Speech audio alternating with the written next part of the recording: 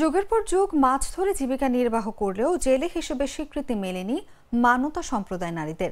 এতে করে সরকারি সহায়তা ও সুবিধার খাতায় নাম না ওঠায় স্বাস্থ্যসেবা সহ নানা সুযোগ থেকে বঞ্চিত হচ্ছেন তারা।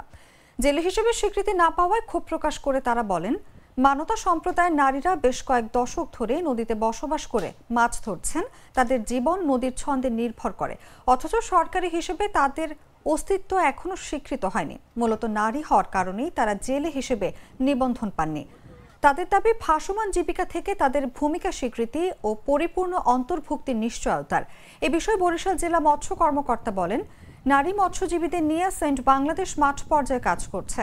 যাচাই বাছাই করে প্রকৃত মৎস্যজীবীদের চিহ্নিত করে দিলে তাদের কার্ড দেওয়া হচ্ছে। পর্যায়ক্রমে অন্যান্য নারীদের নিবন্ধনের আওতায় আনা হবে, যাতে নারীদেরও সরকারি সহায়তার আওতায় আনা যায়।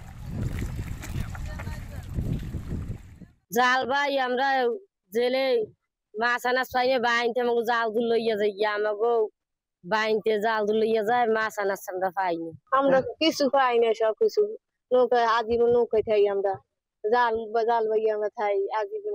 ওই ঘর পাই না, কিছু পাই না। আইডেন্টি কার্ড আমাকে আইডেন্টি কার্ড করা না, জন্ম কার্ড করা, আইডেন্টি কার্ড করা না। জাল ভাইয়া থাই আমরা সারাদিন বৃষ্টিতে ভিজতে জাল ভাই, কত কষ্ট হয় আমাকে। পুরা করাইতে না, কিছু করতে হয় না।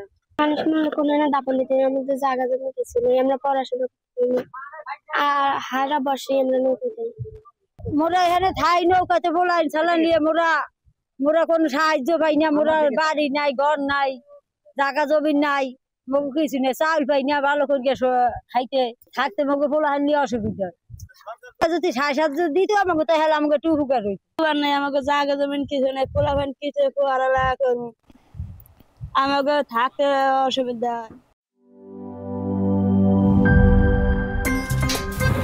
আমার একটা স্মার্ট সিদ্ধান্তে 25% গ্যাসের খরচ কমেছে। ভাবছেন কিভাবে? সাধারণ গ্যাস স্টোভ বদলে আমি এনেছি আরএফএল গ্যাস স্টোভ। এর সাইন্টিফিক নজল ও ব্রাস বার্নার ক্যাপ সমানভাবে তাপ ছড়িয়ে রান্না করে দ্রুত। তাই গ্যাসও বাঁচায় 25%, টাকাও বাঁচে 25%। আরএফএল গ্যাস স্টোভ নিরাপদ ও গ্যাস সাশ্রয়ী।